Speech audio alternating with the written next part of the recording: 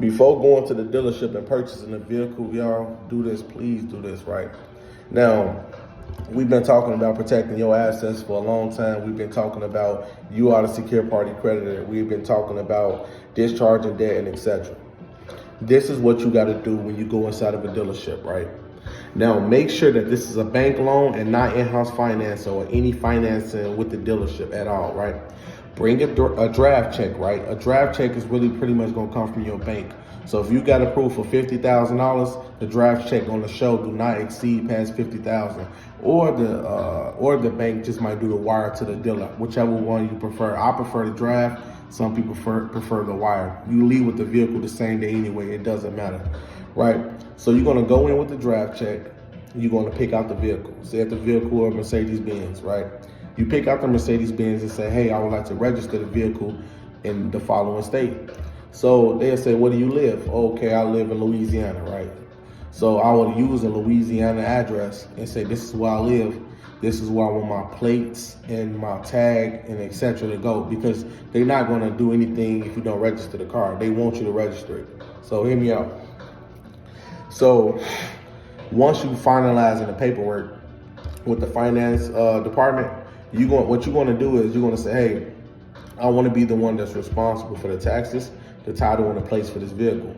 You don't have to register or anything like that. They will say, okay, what we're going to do is they're going to give you a temporary tag to travel with until you get to your destination. Usually the tag only lasts 30 days. And so what you're going to pretty much do is you're going to apply for the title yourself. Now, this is the catch. You're going to make sure if you have a company or a corporation, you're going to apply for a title. You don't have to apply for registration. And after you apply for the title, put a lien holder down and let the lien holder be the name of your company. So if you own a company, say if it's Small Ports LLC, you're going to put a lien holder, Small Ports LLC. And what pretty much is going to happen is the DMV is going to issue a title directly to Small Ports LLC, which will be the address that you probably live at anyway.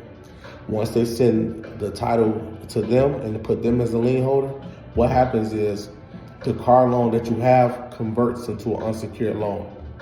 My opinion about it is pay back the loan if you want to, but if not, you still can discharge it off your credit.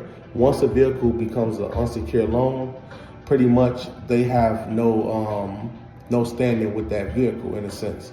So they will have to come after you as far as credit and getting a judgment and etc.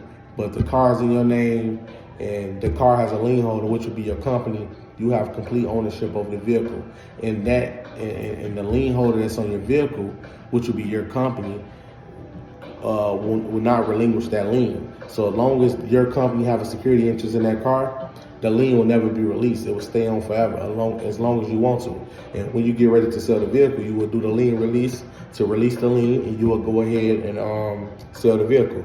Now, the reason why I tell people to not just get a title empty-handed, because usually sometimes the bank will call the DMV and they will force the DMV to issue a lien holder due to the fact that the bank will show substantial amount of evidence that the bank purchased that vehicle. But if it's already have a security interest on it, such as your company, then the banks can't even put up a fight with the DMV to even have it transferred over. That's all I got to say. I'm out.